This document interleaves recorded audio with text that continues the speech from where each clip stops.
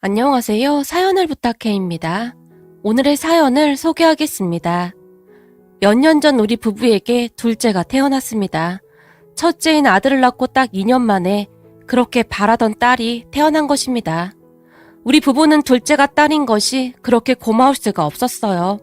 제 딸이지만 그렇게 예쁠 수가 없었거든요. 우리 시부모님과 시누이도 기뻐서 어쩔 줄을 몰라 했어요. 시댁은 시부모님과 시누이 부부 그리고 조카 둘이 있습니다. 그리고 친정은 부모님과 여동생 부부가 있어요. 남편의 누나, 그러니까 형님에게는 아들만 둘 있었기에 우리 딸은 시댁 가족들에게 예쁨을 한 몸에 받았어요. 우리 딸이 태어난 날 시아버지가 손녀딸이야 손녀딸! 덩실덩실 춤을 추실 정도였으니까요. 그런데 잠시 후 친정 부모님과 동생 내외가 우리 딸을 보기 위해 병실로 급히 들어왔어요. 이번에는 누구 닮았니? 김서방 닮았니? 병실에 들어서자마자 엄마가 급히 물었어요. 엄마, 내가 그만하라고 했지? 그런 엄마의 물음에 제가 그만 소리를 지르고 말았어요. 아니, 그냥 물어본 거잖아. 근데 왜 이렇게 발끈하고 난리니? 엄마가 뾰루통한 얼굴로 말했어요. 엄마, 의도가 그렇잖아. 이제는 안 그러기로 해놓고는 도대체 왜 그러는 거야? 아니, 내가 뭐라고 했니? 난 그저 엄마 닮았나 아빠 닮았나 물어본 거잖니. 엄마가 남편과 제 눈치를 살폈어요. 제가 엄마에게 그런 이유가 있는데요. 남편과 제가 결혼 전 우리 부모님께 첫 인사를 드리기 위해 친정에 갔는데 남편을 보자마자 엄마가 울상을 지었어요. 남편이 부모님께 인사를 드리고 집을 나서자마자 뭐야, 사진보다 더하잖아 라며 울상을 지었어요. 그런 엄마의 말에 어허, 당신 지금 그게 무슨 소리야? 내가 보기엔 사람만 좋아 보이던데. 아빠가 엄마를 나무랐어요. 하지만 엄마는 아빠의 말을 들은 척도 하지 않고는 아니, 이건 해도 너무하잖아. 몰라, 나 이 결혼 절대 허락 못해 라며 방으로 들어가 버렸어요. 그런데 옆에 있던 여동생도 사실 엄마 말이 틀린 말은 아니지. 사람이 살다 보면 얼굴도 굉장히 중요한데 특히나 2세를 위해서는 더욱더 그렇잖아. 중얼거리듯 말했어요. 난 얼굴 잘생기고 성격 안 좋은 사람보단 성격 좋은 이 사람이 훨씬 좋아. 그리고 이 사람 얼굴이 뭐가 어떻다는 거야? 얼마나 남자답게 생겼어. 제가 여동생을 노려봤어요. 그런 제 말이 끝나자마자 방에 있던 엄마가 문을 박차고 나와서는 그래, 부부로 살다 보면 얼굴 안 보고 살 수도 있어. 근데 이건 아무리 그래도 좀 그렇잖니? 그래도 명색이 맞사위인데 친척들한테 인사를 어떻게 시켜? 그리고 결혼식 날 내 친구들도 다 올 텐데 내 얼굴이 뭐가 되겠냔 말이야. 넌 어떻게 된 게 너만 생각하니? 네가 뭐가 부족해서 저런 남자랑 결혼을 하겠다는 거야. 엄마가 다시 울상을 지었어요. 엄마, 내가 몇 번이나 말했잖아. 남자 인물 아무 소용없다니까. 난 저 사람처럼 착하고 성실한 사람을 본 적이 없어. 그리고 배려심도 얼마나 많은 줄 알아? 라며 엄마를 나무랐어요. 다 필요 없어. 난 이 결혼 절대 허락 못하니까 그런 줄 알아. 엄마가 집안이 떠내려가라 소리를 질렀어요. 내가 이런 말은 안 하려고 했는데 사실 인물로 따지자면 엄마도 아빠에 비해 많이 부족하잖아. 아빠 키가 180에다 얼굴도 진짜 어디 하나 빠지는 곳이 없잖아? 근데 엄마를 봐봐. 엄마는 키도 키지만 엄마 그거 알아? 엄마 웃을 때 눈이 거의 안 보인다는 거. 엄마는 도대체 누굴 닮은 거야? 제가 말을 하고 있었는데 그 순간 화가 머리끝까지 난 엄마가 제게 쿠션을 날려버렸고 제가 옆으로 살짝 피해버렸어요. 딸이 돼서 엄마한테 그러니까 아주 좋냐? 좋아? 왜 관리실 가서 단추구멍이라고 그냥 방송을 하지? 엄마가 씩씩거리며 저를 노려봤어요. 그러니까 왜 착한 저 사람한테 뭐라고 하냐고. 내가 저 사람 인성이 문제라고 하면 엄마 말 듣겠는데 아까 엄마도 봤잖아. 세상에 저런 사람 없다니까? 나도 웬만하면 안 그래 이거사. 근데 진짜 앵간해야지. 거기다 피부는 또 그게 뭐냐고. 엄마가 소리쳤어요. 엄마, 저 사람 입, 코 따로 자세히 보면 괜찮은 사람이라니까. 됐어 이거사. 첫인상에서 이미 충격받았는데 그게 무슨 소용이야. 엄마는 계속 울상이었어요. 그런 엄마를 아빠는 참 못마땅해 했는데 아빠는 우리 남편을 상당히 마음에 들어 했거든요. 그렇게 얼마 우리는 상견례를 했는데 상견례장에 들어선 엄마의 표정에는 놀라움이 가득했어요. 남편의 누나, 그러니까 형님의 얼굴을 보며 아니 누나랑 동생이 달라도 너무 다르네요. 누나는 누굴 닮은 건가요? 엄마가 물었고 당신 이게 무슨 짓이야? 라며 옆에 있던 아빠가 엄마를 노려봤어요. 그럼 부모님을 보며 시어머니가 아닙니다. 괜찮습니다. 그동안 워낙 그런 얘기 많이 들어서 우린 괜찮습니다. 우리 딸은 외가 쪽을 닮았고 우리 아들은 친가 쪽을 닮았습니다. 얼굴에 웃음을 띤 채 말했어요. 우리 사이도 외가 쪽을 닮지 하필이면 친가 쪽을 닮아서는 엄마가 혼자 중얼거리듯 말을 했는데 아빠가 엄마를 노려보고 있었기에 엄마가 곧 말을 멈췄어요. 그렇게 어색한 분위기 속에서 어찌어찌 상견례가 끝나긴 했는데 엄마의 무례한 행동에 음식이 코로 들어가는지 입으로 들어가는지 모를 정도였어요. 그런 엄마를 아무렇지도 않게 생각해준 시부모님과 형님에게 그저 감사할 뿐이었어요. 잠시 후 상견례를 끝나고 집으로 돌아왔는데 집에 들어서자마자 아무리 봐도 그 누나라는 사람은 성형수술한 것 같아. 같은 엄마 뱃속에서 나왔는데 누나랑 동생이 어떻게 그렇게 다를 수가 있어? 얼굴 형부터 다 다르잖아. 동생이 확실하다는 듯이 말했어요. 아니거든. 형님 얼굴에 손 하나 안 댔거든. 그냥 딱 봐도 자연미인이구만. 뭔 말도 안 되는 소리야. 제가 동생에게 버럭했지만 우리 둘째 말이 맞는 것 같구나. 아무리 그래도 얼굴이 그렇게 다를 순 없지. 엄마도 옆에서 맞장구를 쳤어요. 아니거든. 형님 애들하고 형님하고 똑같이 생겼거든. 제가 엄마 동생을 노려봤어요. 오늘 애들은 안 데리고 왔으니 내 눈으로 못 봤지만 난 분명히 성형했다의 한 표야. 동생은 계속해서 성형 이야기를 할 뿐이었고 그런 동생의 말에 엄마도 의심하는 듯 했어요. 하지만 둘의 행동에 저는 심한 불쾌감을 느꼈는데요. 사람이 인성이 중요한 거지 그까짓 얼굴이 뭐가 그리도 중요하단 말입니까? 제가 보기엔 우리 엄마와 동생은 친척들과 지인들에게 소개하기 창피하다는 그 생각만 하는 듯 했어요. 그렇게 우리는 엄마와 동생의 축하를 받지 못한 채 결혼식을 했는데요. 그런데 결혼식장에서조차 엄마와 동생은 시종일관 인상만 쓰고 있었는데요. 친척 중 누군가가 사이가 아주 듬직하네요 라고 칭찬을 하기라도 하면 아무런 대꾸도 하지 않은 채 그저 긴 한숨만 내쉬었어요. 그런 엄마를 보며 남편에게 얼마나 미안하던지 눈물이 나올 지경이었어요. 하지만 남편은 그런 제 마음을 아는지 그저 해맑게 웃어줄 뿐이었어요. 거기다 시댁 가족들도 우리 엄마를 별로 상관하지 않는 듯 했고요. 그렇게 시간이 흘러 동생이 결혼할 사람이라며 남자친구를 집으로 데리고 왔는데 동생의 남자친구를 보던 엄마가 아이고 인물이 아주 훤한 게 딱 내 스타일이네 내 스타일이야 라며 싱글벙글했어요. 동생의 남자친구 그러니까 제부는 누가 보더라도 정말 잘생긴 얼굴이었는데 아빠는 그런 제부를 왠지 모르게 못마땅해 했어요. 식사를 하면서도 엄마가 아니 피부가 어쩜 이렇게 좋은 건가? 아주 반질반질한 게 파리가 앉았다가 미끄러지게 생겼네. 모름지기 남자나 여자나 피부가 좋아야 하는 거야.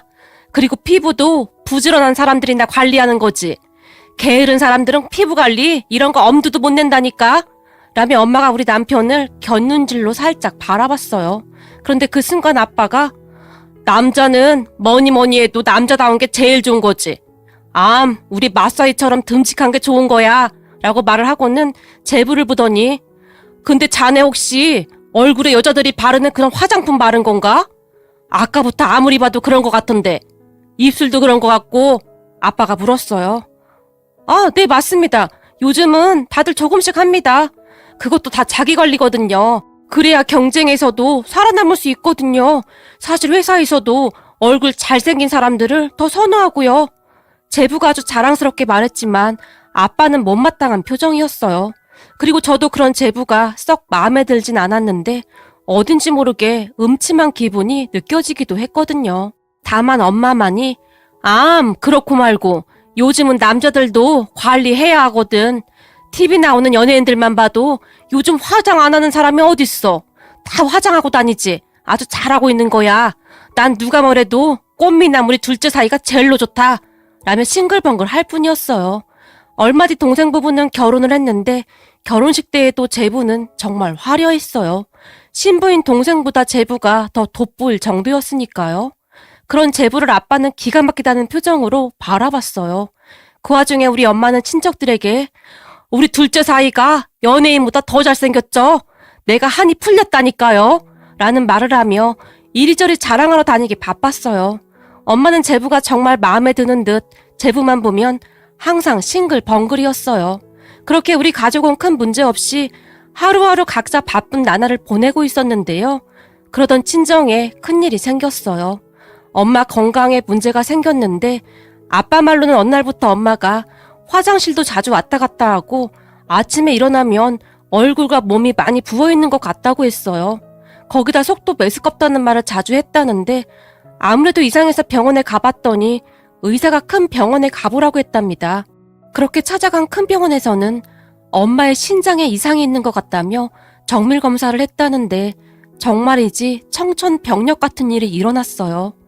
어느 날 아빠에게 전화가 왔는데 큰딸, 일을 어쩌면 좋으냐? 라며 울먹이셨어요. 왜? 무슨 일인데? 근데 아빠 지금 울어? 네 엄마 말이다. 신장이 많이 안 좋은데 말기 신부전이라고 하는구나. 일을 어쩌면 좋으니? 뭐? 그동안 엄마 몸이 이상하다고 하던 게 그것 때문이었던 거야? 그렇다는구나. 일을 어쩌면 좋니? 아빠는 금방이라도 울 것 같은 목소리였어요. 그 뒤 가족 모두가 친정에 모였고 아빠가 조용히 입을 열었어요. 다들 들어서 알고 있겠지만 지금 니들 엄마가 신장이 많이 안 좋다고 하는구나. 신장 이식을 받아야 할지도 모른다고 하는데 아빠가 말을 하던 순간 제부가 그런 아빠의 말을 싹둑 자르며 우리는 아직 애도 없는데 우리 집사람은 절대 안 됩니다. 처형은 이미 애도 둘이나 있고 하니 처형이 검사 받으면 되겠네요. 라며 제부가 저를 바라봤어요. 저는 당연히 검사 받을 겁니다. 엄마가 아픈데 제가 뭘 못하겠어요? 제가 말했고 제부와 제 대화를 듣던 동생이 안절부절 못한 채 어쩔 줄을 몰라 했어요. 그런데 그 순간 우리 남편이 장인어른, 제가 알기로는 요즘에는 의료기술이 좋아져서 이런 큰 수술할 때도 혈액형이 같아야 한다거나 그런 건 필요 없는 것으로 알고 있습니다. 그러니까 제 말은 저도 가능하다는 말이죠. 장인어른도 잘 알다시피 우리 집사람은 평소 잔병치레가 많은 사람입니다. 그래서 말인데 그 이식 제가 하겠습니다. 장인어른도 알다시피 제가 건강 하나는 타고나지 않았습니까? 군대도 해병대 나왔고 말입니다. 그러니 제가 하겠습니다. 라며 큰 소리로 말했어요. 그 말에 제가 안 돼! 당신이 그걸 왜 해? 내가 딸인데 내가 하는 게 맞는 거지! 라며 남편에게 소리쳤어요. 그 순간 우리 아빠가 남편을 바라보며 자네 정말 그래줄 수 있겠는가? 라고 물었어요. 아빠, 그게 무슨 소리야? 이 사람이 그걸 왜 해줘야 하는 거냐고. 됐어, 내가 할 거야. 라며 제가 흥분한 채 다시 소리쳤어요. 하지만 아빠는 그런 제 말은 들은 척도 하지 않고는 우리 둘째 사이는 절대 이식 같은 거 못 해주겠다는 말이고 아빠가 제부를 다시 보며 물었어요. 저요? 저는 절대 못하죠. 저도 평소에 건강이 안 좋아서 맨날 비실비실 되는걸요? 그리고 엄연히 친자식이 있는데 사이가 해주는 것도 참 이상한 거 아니겠습니까? 처형이 이식해주신다고 하니까 그렇게 결론 지으면 되겠네요. 제부가 아무렇지도 않게 아니죠. 아주 당당하게 말했어요. 그런데 말일세 우리 마사이 말대로 우리 큰딸이 평소 건강이 안 좋아서 걱정이니 우리 마사이에게 부탁해도 되겠나? 라며 아빠가 우리 남편에게 물었어요. 당연하죠. 제가 하겠습니다. 그리고 집사람보다 제 신장이 더 건강해서 확률도 훨씬 더 높을 겁니다. 남편이 다시 큰 소리로 대답했어요. 그리고 그 순간 제가 안 돼. 이 사람은 절대 안 돼. 해도 내가 해. 그러니까 내가 검사 받을 거야. 벌떡 일어나서 소리쳤지만 아빠는 다시 한번 제 말은 들은 척도 하지 않았어요. 그럼 이렇게 하는 게 어떻겠나? 알다시피 이게 보통 일인가? 사실 우리 마사이가 참 어려운 결정을 내려준 건데 우리 입장에서는 참 고맙고 미안한 일 아니겠나? 그래서 말인데 우리도 그런 고마운 것에 대한 보답을 하고 싶네만. 내 재산 중에 상당 부분을 마사이에게 넘겨주고 싶은데 둘째 니들은 거기에 동의를 좀 해줘야겠다. 괜찮겠는가? 라며 아빠가 제부와 동생을 바라봤어요. 네, 뭐 전 형님이 이해는 안 되지만 그런 형님에게 재산을 주시겠다고 하면 저희도 동의합니다. 제부가 말했어요. 그럼 이번에 우리 마사이가 수술만 해준다면 마사이에게 그렇게 재산을 주겠네. 아빠가 큰 목소리로 말했어요. 장인어른, 그게 무슨 말씀이세요? 저는 장인 장모님 재산에 관심 하나도 없습니다. 그러니까 안 그러셔도 됩니다. 남편이 당황한 채 말했어요. 아닐세. 그래야 우리 마음이 편할 것 같아서 그렇네. 내가 다시 한번 물을 건데 이번엔 녹음도 다 할 예정이네. 둘째네는 재산 안 받는 걸로 그렇게 알면 되는 거지? 아빠가 다시 물었고. 네, 저희는 장인 장모님 재산 안 받겠습니다. 그 얼마 되지도 않는 재산 받아서 뭐 하겠습니까? 그리고 이게 어디 보통 수술입니까? 우린 건강이 더 중요합니다. 라며 제부가 말했는데 그런 제부의 말을 듣던 아빠의 표정은 뭐라 설명할 수도 없는 그런 복잡한 표정이었어요. 그렇게 집으로 돌아온 제가 남편에게 당신이 이식을 왜 한다고 난리야. 내가 하면 된다니까. 당신 임신하고 우리 아들이랑 딸 낳을 때도 얼마나 힘들어했어. 그런데 그런 당신이 무슨 이식을 해. 난 진짜 건강하니까 내가 해도 돼. 당신 나 몰라? 귀신 잡는 해병대인 거? 그리고 장모님도 내 어머니나 똑같아. 그러니까 그 얘긴 그만하자. 라고 말했는데 평소에는 자상하기만 하던 남편이 정말 냉정한 목소리로 딱 잘라서 말했어요. 그 뒤 저는 하루하루가 심란할 수밖에 없었는데요.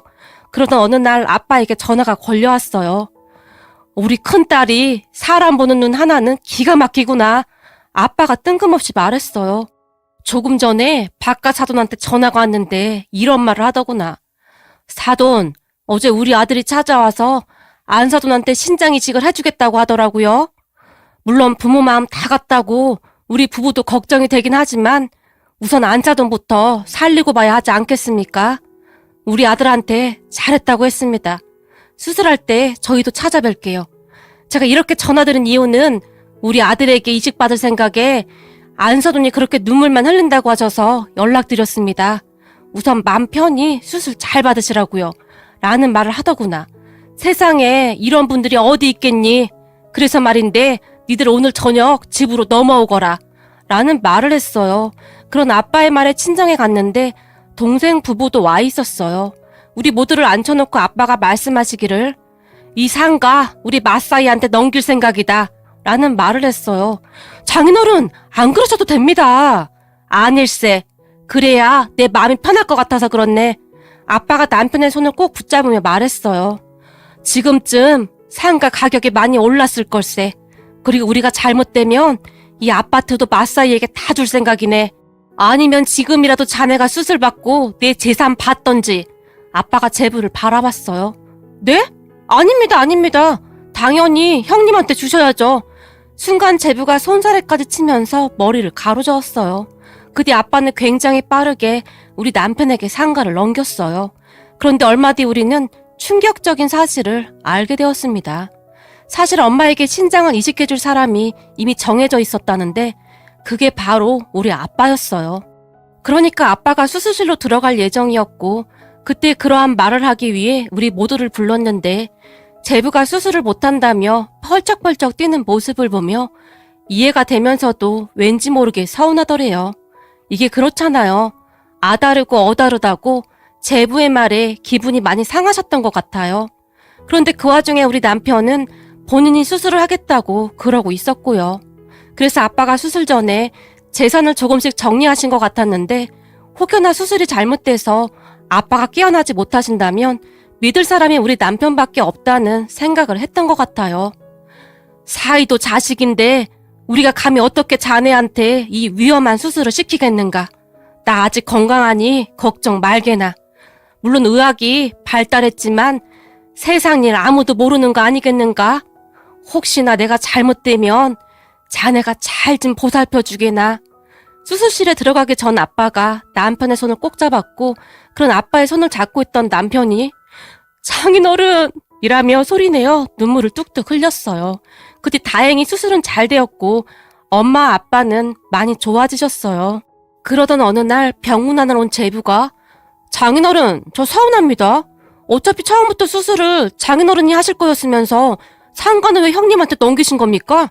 라며 볼멘 소리를 했어요. 가족은 말일세 가장 힘든 시간에 손을 잡아주는 게 진정한 가족일세. 근데 우리 맞사이가 그러지 않았겠나? 지금 자네가 그런 말을 할 처지가 아닐 텐데 라며 아빠가 제부를 노려봤어요. 아빠의 말에 제부의 얼굴이 일그러졌지만 부모님은 전혀 상관하지 않는 모습이었어요. 그때 엄마는 우리 남편에게 내가 그동안 자네한테 참 몹쓸 짓을 많이 했네. 정말 미안하네. 진심으로 사과를 했고 그 뒤에는 거의 떠받들다시피 했어요. 그리고 동생 부부는 그 뒤 얼굴도 잘 비추지 않고 있는데 얼핏 동생에게 듣기로는 아빠가 우리 남편에게 상가 준 것 때문에 제부가 삐쳤다고 했어요. 우리 남편이 신장 이식 수술을 한 것도 아닌데 상가를 넘긴 것에 대한 불만이 많다네요. 현재 상가 시세를 확인하고는 큰 충격을 받았다고 하는데요. 그 말에 다시 한번 정이 뚝 떨어졌어요. 이 와중에 상가 시세를 확인해보다니요. 요즘 우리 부모님은 건강도 많이 좋아지셨는데요. 엄마는 맞사이가 집에 온다고 하는 날이면 아주 진수성찬을 차려놓고 버선발로 뛰어나와서 반기신답니다. 엄마는 입만 열었다 하면 내가 인생 헛살았다. 사람 보는 눈이 이렇게 없었다니 라며 한탄하곤 하신답니다. 이 기회를 빌어 우리 시댁 가족들과 남편에게 다시 한번 감사하다는 말을 하고 싶습니다. 오늘의 사연은 여기까지였습니다. 즐겁게 보셨다면 구독, 좋아요 부탁드립니다. 고맙습니다.